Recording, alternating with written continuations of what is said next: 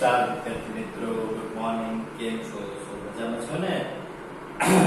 Online video લેક્ચરમાં હું જઈ સર આપ સર્વ વિદ્યાર્થી મિત્રોનું હાર્દિક સ્વાગત કરું છું. મિત્રો, ટેસ્ટ એકંદરે મિત્રો તમે બધાએ ખૂબ સારી લખી છે.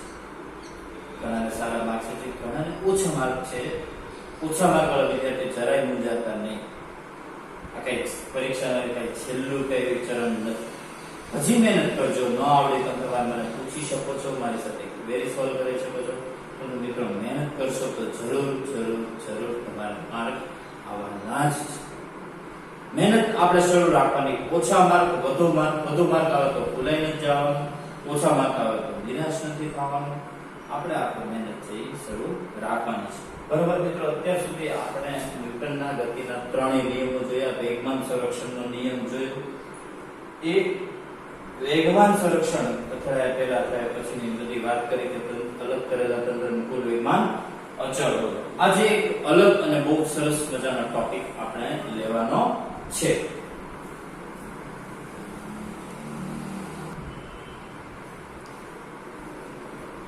મિત્રો, આજનો ટોપિક છે બહુ ઇન્ટરેસ્ટિંગ છે, બહુ સરસ.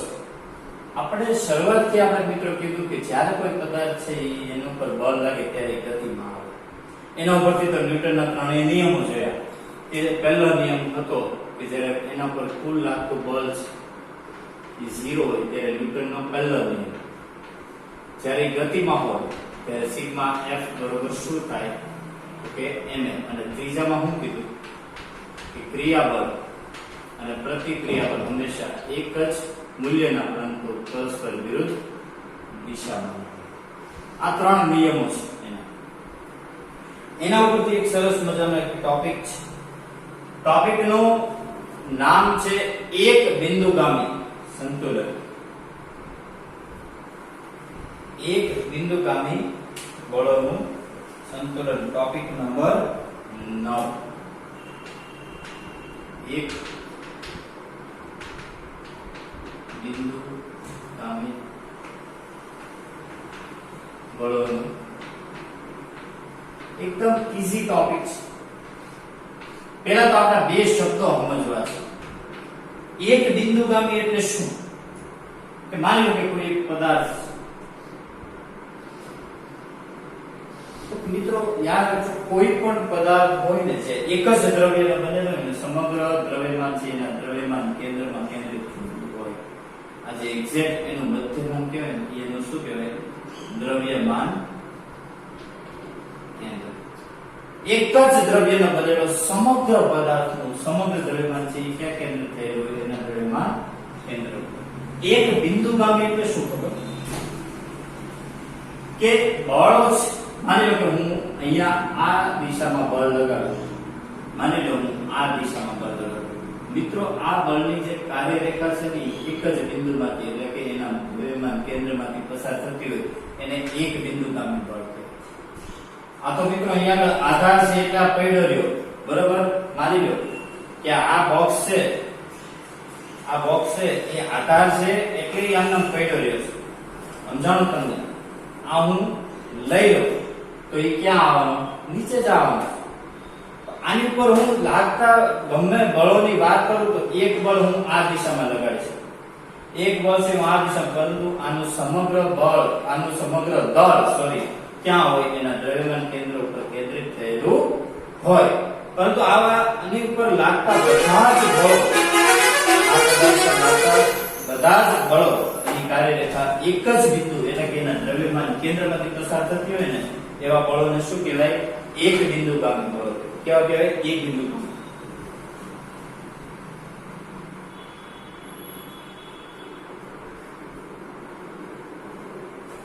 શિવગામી નિયમ એક બિંદુગામી. અને સંતુલન એટલે શું ખબર? પદાર્થ પર લાગતા બધા જ બાહ્ય બળો છે કેટલા હોય ખબર? શૂન્ય હોય ને ત્યારે પદાર્થ શેમાં કહેવાય? સંતુલનમાં કહેવાય. એટલે કે જો ન્યૂટનનો ગતિનો પહેલો નિયમ પડાતો હોય ને ત્યારે પદાર્થ છે એ સંતુલનમાં છે કહેવાય. યાદ રાખજો, જ્યારે પણ ન્યૂટનનો ગતિનો પહેલો નિયમ પડાતો હોય ત્યારે પદાર્થ છે સંતુલનમાં કહેવાય. એક જ બિંદુમાંથી પસાર થતા બધા જ બળોની કાર્યરેખાઓ એને શું કહેવાય? એક બિંદુગામી. એ હંમેશા એના દ્રવ્યમાન કેન્દ્રમાંથી પસાર થતી હોય. સમજાણું? આધાર છે એટલે નહીતર આધાર લઈ લો તો એ પદાર્થ ક્યાં આવવાનો? નીચે, તો એની પર નીચે તરફ બળ લાગ્યું.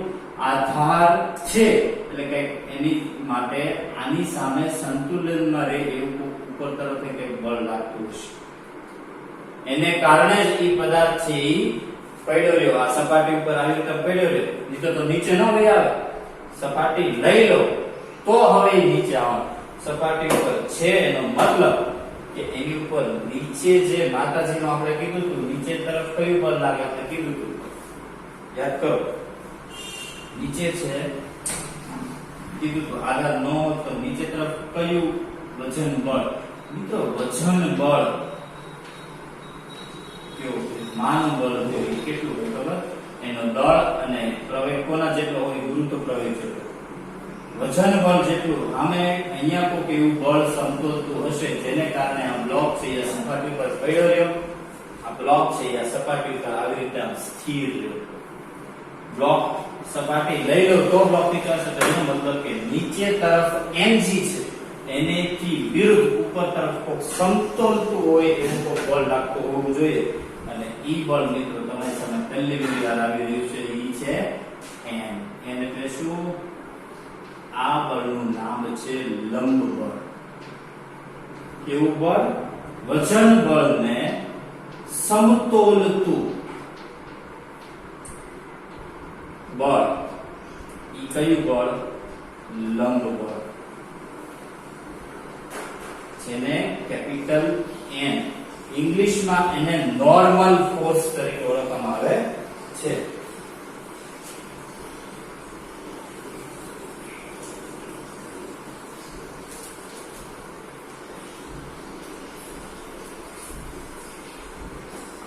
ઇંગ્લિશમાં એનું નામ છે નોર્મલ ફોર્સ, લંબ બળ. એટલે કે લંબ બળ બરોબર શું થાય ખબર? વજન બળ mg. ઓલવેઝ યાદ રાખજો. આ પદાર્થ પર તમે જો બધા જ બળો નથી આ દિશામાં લાગતું કે નથી આ દિશામાં. અત્યારે માની લો કે આમ નામ પડ્યો છે, આ બ્લોક અત્યારે આમ નામ પડ્યો છે, તો આ પદાર્થ અત્યારે કેવો કહેવાય? તો કે સંતુલનમાં કહેવાય. ન્યૂટનનો ગતિનો પહેલો નિયમ લાગે છે. જો એ અચળ વેગી ગતિ કરતો તો એનો અચળ વેગ જાળવી રાખે. સમજાણું? અત્યારે આની ઉપર તમે જો તો એક બિંદુગામી બળ એટલે કે એના દ્રવ્યમાન કેન્દ્રમાં બધા જ બળોની કાર્યરેખાઓ પસાર થાય. કયા કયા બળ? તો કે એક તો ઉપર તરફ લંબ બળ, નીચે તરફ mg. બે એકબીજાના મૂલ્યો કેવા છે? સરખા. બે એકબીજાને સમતોલે છે. એટલે જ તમે મિત્રો તમારો આમે અનુભવ છે. માની લો કે આ પદાર્થ છે હું આ દિશામાં ખેંચું, એટલા જ બળથી હોય ને આ દિશામાં ખેંચું તો શું થાય? એ પદાર્થ એકેય દિશામાં જાય નહીં. માની લો કે 5 ન્યૂટન બળથી હું આ દિશામાં ખેંચું, એટલા જ 5 ન્યૂટન બળથી હું આ દિશામાં ખેંચું તો પદાર્થ એકેય દિશામાં જાય નહીં. એનો મતલબ કે પદાર્થ કેવો રહે? સ્થિર. એટલે કે કઈ અવસ્થામાં રહે? સંતુલન અવસ્થામાં. સમજાણું? એવા તો કેટલાય બળ છે મિત્રો. વજન બળ છે, લંબ બળ છે. માની લો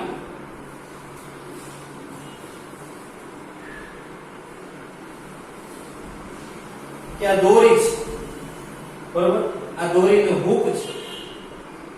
અત્યારે અહીંયા આગળ મેં કઈ જોયું નથી. માની લો કે આના છેડે હું કઈ જોડીશ તો દોરી છે જો ખેંચાણ,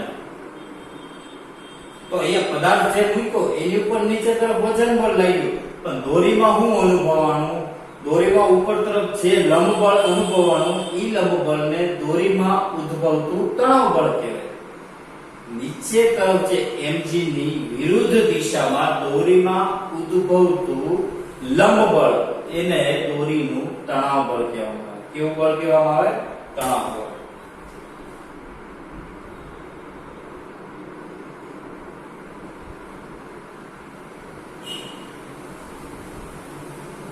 તો એવું નથી કે જો ગતિ કરતો હોય તો માની લો કે એક જ દિશામાં બળ હોય તો પદાર્થ આમ જાય, કારણ કે એની સામે આ તરફ બળ લાગતું નથી.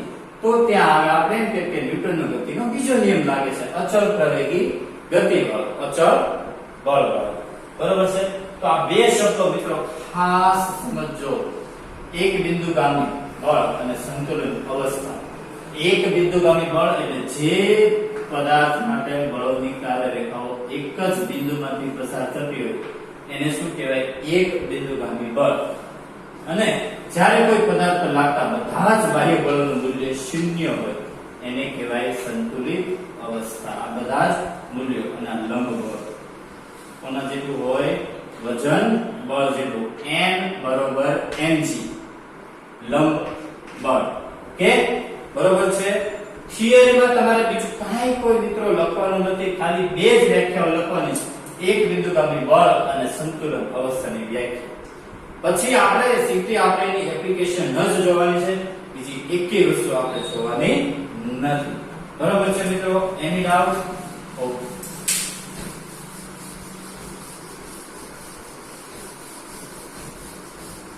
એ વ્યાખ્યા તમને પીડીએફ માં આપી છે, એટલે હોમવર્કમાં હું તમને કહી દઈશ. બરોબર? સંતુલિત બળ એટલે કે બધા જ બળોનો બેઝિક સરવાળો કેટલો હોય? શૂન્ય. બીજું લંબ બળ નોર્મલ ફોર્સ માટે શું કહી શકો? લંબ બળ છે કોના બરાબર હોય? વજન બળ એટલે n બરોબર mg. બરોબર છે? બીજું આપણે કાંઈ જોવાનું નથી.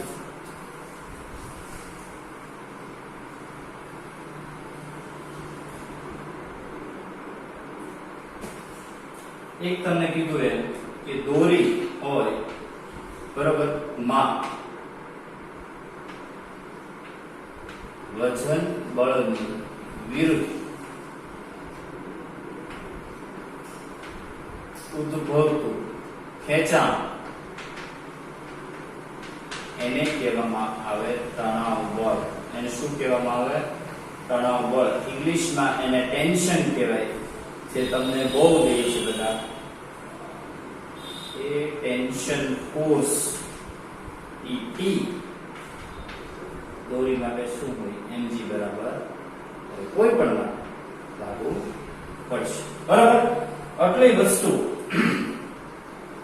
ધ્યાનમાં રાખી અને હવે આપણે એની સીધી એપ્લિકેશનમાં જવું છે. સીધા દાખલા, સારા સારા દાખલા છે મિત્રો, અને એક એક દાખલો આપણે જોતા જશું અને એની ઉપર આપણે એનાલિસિસ કરતા જશું.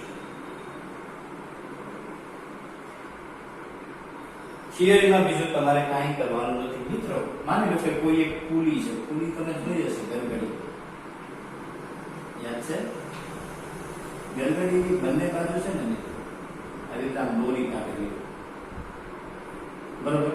માની લો કે ત્રણ પુલી છે, બેયના છેડે હું કંઈક અલગ અલગ દ્રવ્યમાન વાળા બ્લોક રાખેલું. માની લો કે આ m1 છે અને આ m2 છે. માની લો m1 છે ઈ m2 કરતા મોટા છે. કેવા છે? મોટા છે. તો હવે આના માટે મારે વિચારવું હોય કે જો તંત્ર છે એ સંતુલનમાં રહેતું હોય, હાલો ને ગતિ કરે છે, માની લો કે ગતિ કરે છે, તો m1 મોટા છે, તો વિચાર કરો કે આ છે એ ખેંચાશે તો આ નીચેની તરફ ખેંચાશે, તો આ બ્લોક કઈ તરફ જશે? ઉપર તરફ જાય. દોરી તો એક જ છે હો, દોરી કેવી છે? એક જ છે. સમજાવ? હવે મિત્રો મારે જાણવું હોય કે આના માટે એનો પ્રવેગ કેટલો અને તણાવ બળ કેટલો. તો આવા જ્યારે જ્યારે દાખલા મિત્રો હું તમને કહું, તમારે ક્યાંય કોઈ જગ્યાએ સૂત્ર તારવણી કરવા નથી. હું તમને એક વખત કરાવું છું, પછી તમારે કઈ સૂત્ર તારવણી કરવાનું નથી. તમારે ડાયરેક્ટ સૂત્ર યાદ રાખવાનું છે કે જ્યારે જ્યારે આવો કિસ્સો આવે કે બે દળ હોય, એક જ દોરી હોય, દોરી છે એ આપણે હંમેશા દોરીને આપણે તણાવ રહિત લેશું, નહીતર તો એનું દળ નહીતર આપણે એમાં એડ કરવું. જ્યાં જરૂર પડશે ત્યાં તણાવ વાળી લેશું, સોરી દળ રહિત. તણાવ તો હોય, સોરી કેવા રહિત? દળ રહિત લેશું. એટલે હું એનું દળ છે એ બાદ થઈ જાય.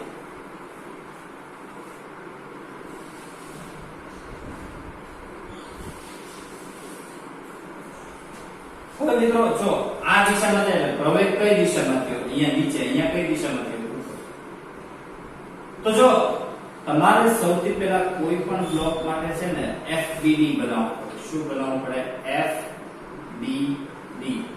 એફપીડી એટલે શું ખબર? એને ફ્રી બોડી ડાયાગ્રામ કહેવાય. Free body diagram. આપણે કેમ આ પદાર્થ હતો એના માટે એનો એફપીડી હું તો કે જો એ આ દિશામાં જાય તો બળની દિશા આ દિશામાં. અત્યારે આમનામ હતો તો એની ઉપર તરફ આપણે શું દોર્યું? લંબ બળ. નીચે તરફ આપણે શું દોર્યું? એનજી. તો ઈ એનો ફ્રી બોડી ડાયાગ્રામ. તો આના માટે ફ્રી બોડી ડાયાગ્રામ ડ્રો કરવો હોય તો શું કરવું ખબર? પહેલા બંને બ્લોક જે દિશામાં પ્રવેગ હોય ને ઈ બ્લોકને પહેલા ઉપાડો. કઈ દિશામાં પ્રવેગ છે? આ. તો જેની તરફ જે ઝૂકતો હોય એ દિશામાં પ્રવેગ છે એ પહેલા ઉપાડો. તો જો m1 છે ને પહેલા ઉપાડી. આની પર લાગતા તમામ પ્રકારના બળો છે એનો વિચાર કરી લ્યો. કઈ દિશામાં? તો નીચે તરફ. તો કયું બળ લાગશે? m1g. અમે ઉપર તરફ એનાથી વિરુદ્ધ દિશામાં દોરીમાં કયું ઉત્પન્ન થશે? t1. પ્રવેગ કઈ દિશામાં છે? a. તો ન્યૂટનનો ગતિનો પહેલો બીજો નિયમ શું કહે છે? ગતિમાં છે એટલે સિગ્મા f ટોટલ બળનો સરવાળો કોના જેટલો થાય? ma જેટલો થાય. હવે બળ ટોટલ કેટલા? તો કે m1g અને t1. અહીંયા તો m1 a છે. હવે જે દિશામાં પ્રવેગ હોય ને ઈ દિશામાંના બળમાંથી વાયુનું બળ છે બાદ કરવાનું હંમેશા યાદ રાખવાનું. જે દિશામાં પ્રવેગ હોય એમાંથી વાયુનું બળ, જો અહીંયા આગળ તણાવ બળ છે ઈ t1 આ દિશામાં, અહીંયા તણાવ બળ t2 છે આ દિશામાં, અહીંયા નીચે તરફ m2g અને આ m1g. પ્રવેગ છે આ m1 બ્લોક માટે કઈ દિશામાં છે? નીચે. તો એની દિશામાં કયો બળ આવે? m1g. એમાંથી વાયુનું બળ કયું છે? t1 m1a. પણ મિત્રો એક વસ્તુ તમને ખબર ન પડે, દોરી એક જ છે તો તણાવ બળ કેવું હોય? સરખું જ હોય. આને કહેવાય સમીકરણ નંબર 1. જો ફ્રી બોડી ડાયાગ્રામ બનાવતા શીખી લેજો. શું કરવાનું? જે દિશામાં બ્લોકનો પ્રવેગ હોય ઈ દિશામાંના બળમાંથી વાયુનું બળ છે એ બાદ કરવાનું. એટલે કે જો અહીંયા m1 બ્લોક માટે નીચે તરફ પ્રવેગ હતો તો ન્યા કયું બળ? m1g. એમાંથી કયું બળ બાદ કર્યું? વાયુ. કે અહીંયા ગતિ, આખું તંત્ર ગતિમાં છે તો કયો લાગશે? સિગ્મા f બરોબર ma. હવે જો m2 ની વાત કરીએ, તણાવ બળ તો એનું ઈ છે. આ શું? m2. અહીંયા પ્રવેગની દિશા કઈ છે? હવે પ્રવેગની દિશા ઉપર તરફ છે. તો હવે તમારે વિચારવાનું કે પ્રવેગની દિશામાં હોય ઈ બળમાંથી વાયુનું બળ બાદ કરવાનું. એમાં શું છે? t m2g બરોબર શું થાય? m2a.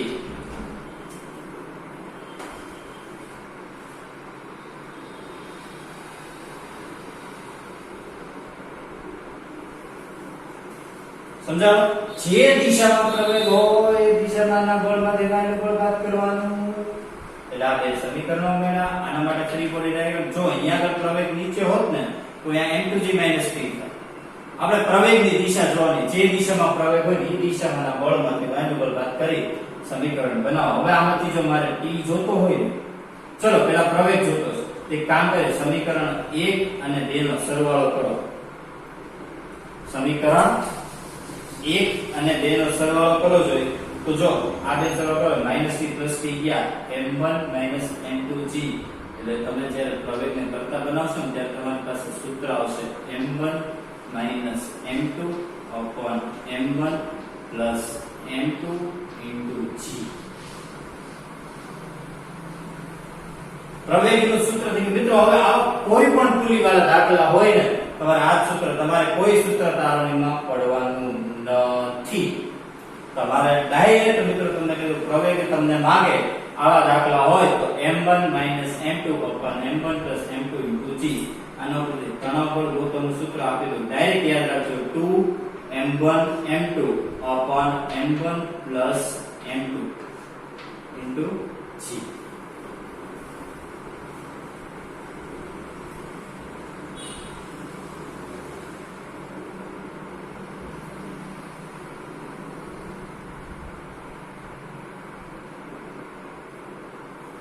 ઓકે, આમાં પછી ભૂલ તો પ્રવેગની જરૂર નથી. 2m1 m2 upon m1 plus m2. પ્રવેગનું મૂલ્ય કોઈ એકાદામાં મૂકજો, અહીંયા m1 માં મૂકો એટલે આપોઆપ છે g ઉડી જશે. બરોબર છે? એની ડાઉટ, એની કન્ફ્યુઝન?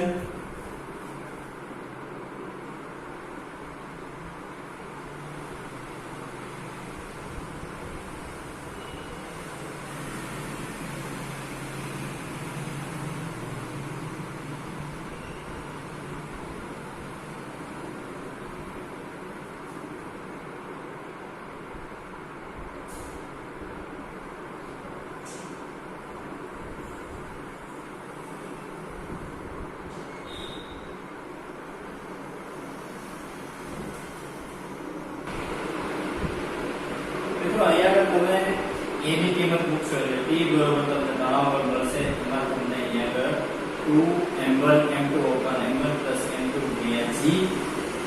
તમારે ટેક્સ્ટમાં એક જગ્યાએ કરેક્શન છે એ સુધારવું તમને પછી લખાવ્યું છે. મિત્રો યાદ રાખજો, જ્યારે જ્યારે તમારે આવા પૂરીવાળા ઘર્ષણ રહિત, એક તો યાદ રાખજો ઘર્ષણ રહિત એવો શબ્દ વાપરે, પૂરી આવે, બે દળ આવે, તમારે કોઈ જગ્યાએ FPD દોરવાનો નથી, પરંતુ FPD દોરતા શીખવું પડશે ક્યારે? કે જ્યારે આપણે આગળ જતા ઘર્ષણવાળા દાખલા જોઈશું.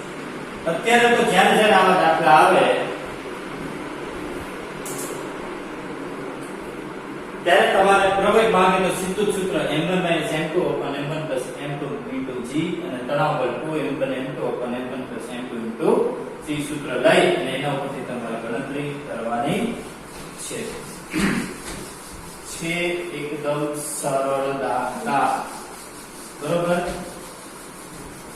ફ્રી બોડી ડાયાગ્રામ, તણાવ બળ.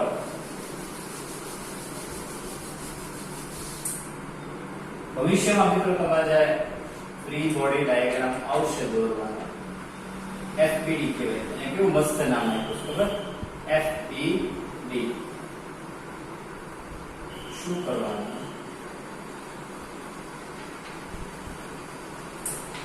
જે દિશામાં પ્રવેગ હોય તેમાંથી પાછલું, આપણી દેશી ભાષામાં કહું તો વાહેલું બળ બાદ કરવું.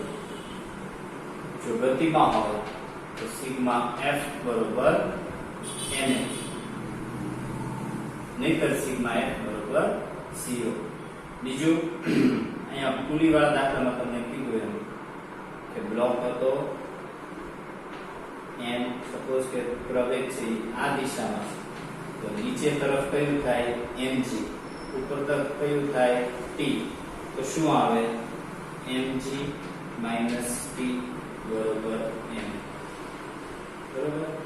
માત્ર તમારી જાણ માટે મિત્રો કે FBD કઈ રીતે દોરાય. જ્યારે જ્યારે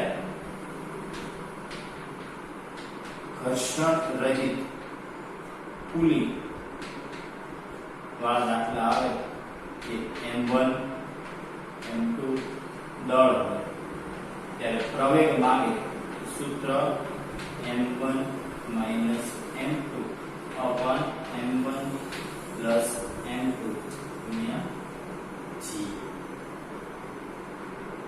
અને તણાવ બળ 2m1 m2 upon m1 plus m2 into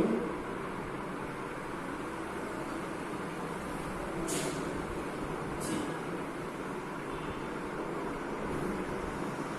આટલી વસ્તુ મિત્રો તમારે યાદ રાખવાની છે. આ સૂત્રોના ઉપયોગ છે એ આપણે દાખલા ગણવામાં કરવાના છીએ. એક એવો દાખલો છે લેવલ 1B જે NCERT ના જે ગણેલા દાખલા છે એમાં 16મો દાખલો છે કે ઘર્ષણ રહિત પુલી છે. એમાં એને બે દળ આપ્યા છે. કયા કયા છે? તો કે 8 kg અને 12 kg દળના બે પદાર્થો એ રીતે પુલિયા બે રીતે બાંધેલા છે. હવે આ દળોને છોડી દેવા માટે બે વસ્તુ માંગી પ્રવેગ અને કાંઈ પ્રવેગનું સીધું સૂત્રમાં કિંમત જ મૂકવાની m1 m2 m1 m2 ગુણ્યા જે હવે જે તો મોટા થઈ ગયા ડાયરેક્ટ થાય ને m1 એટલે મોટું દળ હોય એને m1 કહેવાનું, નાનું દળ હોય એને m2 એટલે નાનો મોટો બાદમાં થાય.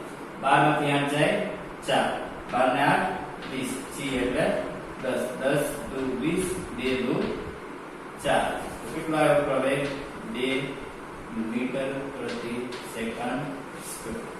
એવી રીતે તણાવ બળનું સૂત્ર 2m1 m2 upon m1 plus m2 ગુણ્યા g. ડાયરેક્ટ કિંમત મૂકો 2 ગુણ્યા 12 96 ગુણ્યા g નો 10 છેદમાં 12 ને 8 20. તો જો 10 2 20 2 2 ગયા કેટલો આવ્યો તણાવ બળ 96 અને બળ છે એટલે એકમ શું થાય ન્યૂટન. મિત્રો આ જે ન્યુમેરિકલ છે તમારી પીડીએફ માં એમાં ભૂલ છે, એમાં અહીંયા g એને ગણતરીમાં લીધો નથી, તમે પછી લઈ લેજો બરાબર. તમારે તો આ બે સૂત્રો ઉપરથી દાખલા ગણવાના છે બરાબર, એકદમ સરળ. ચાલો એના જેવા બીજા થોડાક જોઈએ.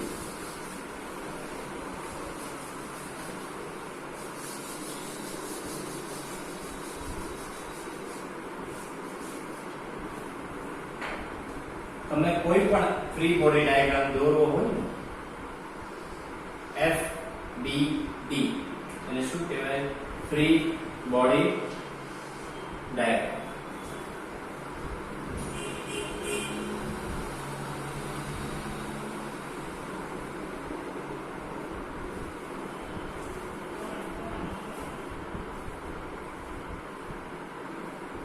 એવા ને એવા મિત્રો એમસીક્યુ છે કે ટેક્સ્ટ નો આપણે લેવલ 1D જે જૂની ટેક્સ્ટ ના દાખલા હોય એમાં 18 નો એમસીક્યુ છે. એ શું કહે છે કે એક ઘર્ષણ રહિત ગળગડી એના બે છેડે અલગ અલગ તલના પદાર્થ લીધા, એક 50 કેજી તલનો પદાર્થ, એક 30 કેજી તલનો પદાર્થ. તો આ તંત્રનો પ્રવેગ કેટલો? તો સીધું જ સૂત્ર, જ્યારે આ સૂત્ર આવે m1 m2.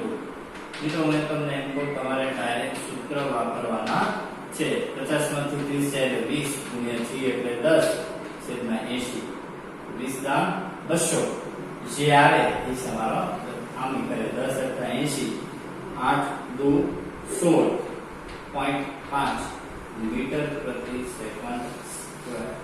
આ થઈ ગયો તમારો પ્રવેગ. ઓકે, આવશે એકદમ સરળ દાખલા છે હો. જૂની ટેક્સ્ટ નો એક દાખલામાંથી એક હતો. એવા ને એવા એના રિલેટેડ આપ્યા છે. એક મિત્ર એવું આપ્યું છે કે આ ગરગડી છે, આ દોરી છે, અહીંયા આગળ 2m દળ ખાલી એને કેટલું આપ્યું 2m જેટલું, અહીંયા એને આપ્યું m. તો પ્રવેગ કેટલું?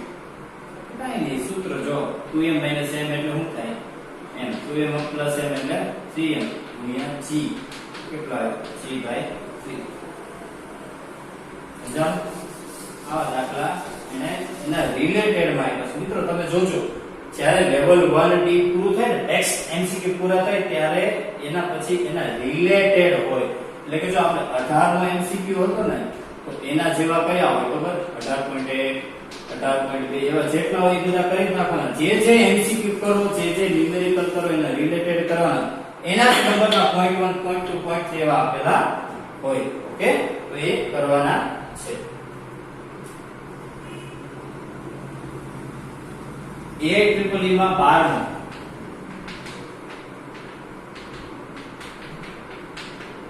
સેમ કે બે દળ આપ્યા છે m1 ને m2 5 કેજી અને 4.8 કેજી. પ્રવેગ કેટલો? હવે મારે કેવું પડે મિત્રો? ચાલશે? આવશે ને?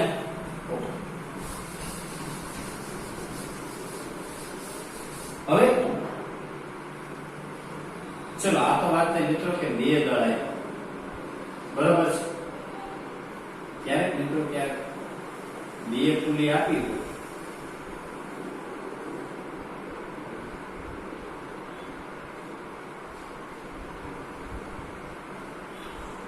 3 દળ આપ્યા, બરોબર.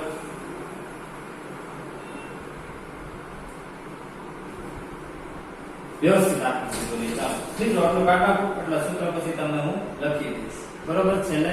અત્યારે આ યાદ રહી ગયા. મારે એક સૂત્ર તમને એક અલગ સરસ મજાનો દાખલો કરાવો છે.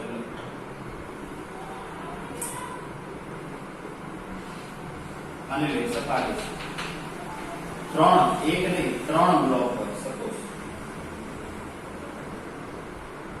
અલગ અલગ બળ આ પૂરી અહીંથી દોરી અહીંયા આગળ એમ કરી, અહીંથી દોરી અહીંયા એમ કરી, બરાબર.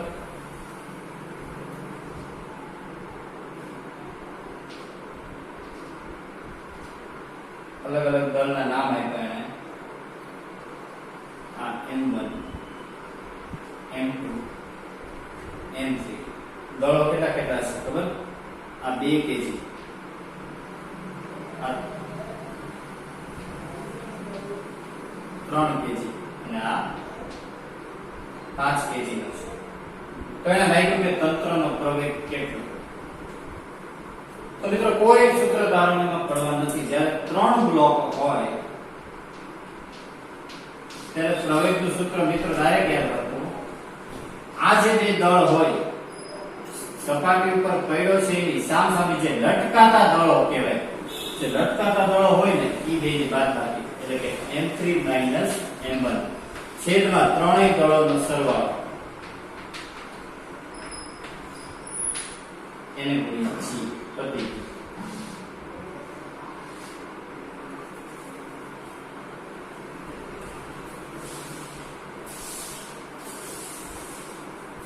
આ જ સૂત્ર યાદ રાખજો. જ્યારે એક નહીં 3 દળ હોય, એક સપાટી ઉપર પડ્યો હોય મિત્રો, એનું રીઝન છે કે આ અહીંથી કે જાય અહીંથી કે જાય ક્યાંય જાય નહીં, કેવો રહે? સંતુલનમાં. ત્યારે જે લટકતા દળ હોય એ બેની બાદબાકી છેદમાં ત્રણેય દળોનો સરવાળો એને ગુણ્યા G. હવે અહીંયા કરો આ બેની બાદબાકી 3 માંથી 2 જાય 1 છેદમાં 5 3 8 ને 2 10 એને ગુણ્યા G 10 કેટલા આવ્યા? 1 મીટર પ્રતિ સેકન્ડ. સમજાણો? એકદમ સરળ છે. આ ટેક્સ્ટનો એમસીક્યુ છે. ટેક્સ્ટનો એમસીક્યુ નંબર 19 છે, બરાબર. તો આવા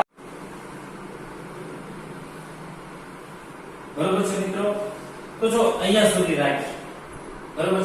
આવતા લેક્ચરમાં આને લગતા થોડાક ડિફરન્ટ અને મજાના થોડું તેમાં ગણિત આવતું હોય, થોડી ઘણી સારી સારી બાબતો હોય આને કરતા વધુ એ આપણે કરવાના છીએ. એટલે આવતા લેક્ચર સુધીમાં આપણે અત્યારે જે જોઈએ એક જ રીતના જોયા હોય પુલીવાળા, થોડાક એને આગળ લઈ જશું, થોડોક ઢાળ ઉપર લઈ જશું, ખૂણે લઈ જશું, એ બધી વાત કરવાની છે. આવતા લેક્ચરમાં કશું ત્યાં સુધી આટલું એફબીડી બનાવતા શીખી જાઓ સાથે.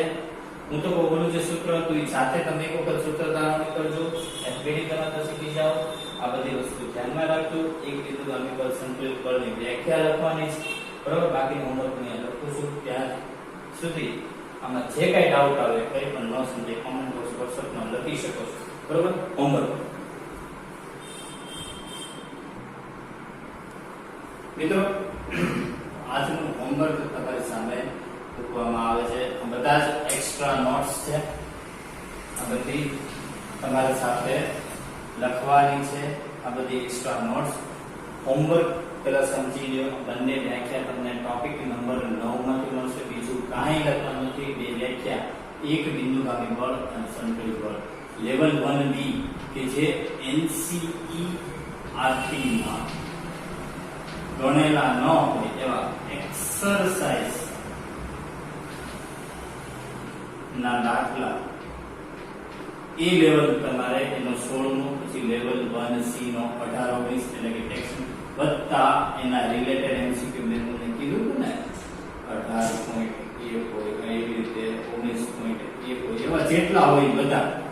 પછી SLP એટલે કે સર લર્નિંગ પ્રેક્ટિસ, એમાં એક માર્કમાં 67 નો, AIEEE નો 12 અને PMP નો 18. આટલું હોમવર્ક તમે નોટ ડાઉન કરી. આવતા લેક્ચરમાં આપણે આ જ ટોપિકના દાખલા અમુક સારા સારા દાખલા છે આપણે આગળ વધારશું. પછીના લેક્ચરમાં આ ચેપ્ટરનો મેઇન વિભાગ ઘર્ષણ વાળો વિભાગ છે આપણે શરૂ કરવાનો રહેશે. બરોબર છે? ત્યાં સુધી તમારે આટલું વર્ક તમારે કરી લેવાનું છે. કંઈ પણ ન આવે, કંઈ પણ ક્વેરી હોય, કોઈ પણ ડાઉટ હોય તો આપ જરૂર કોમેન્ટ બોક્સમાં લખી શકો છો. વોટ્સઅપમાં મને મેસેજ કરી શકો છો, ડાઉટ મોકલી શકો છો. મિત્રો હોમવર્ક તમારે ફરજિયાત મિત્રો કરવાનું છે.